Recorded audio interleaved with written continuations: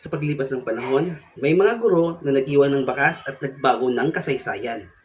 Si Confucius ng China nagturo ng talino at mabuting asal na patuloy pa rin sinusunod hanggang ngayon. Si Socrates ng Greece, ama ng filosofiya, gumamit ng pagtatanong upang hubugin ang kritikal na pag-iisip ng kanyang mga mag-aaral.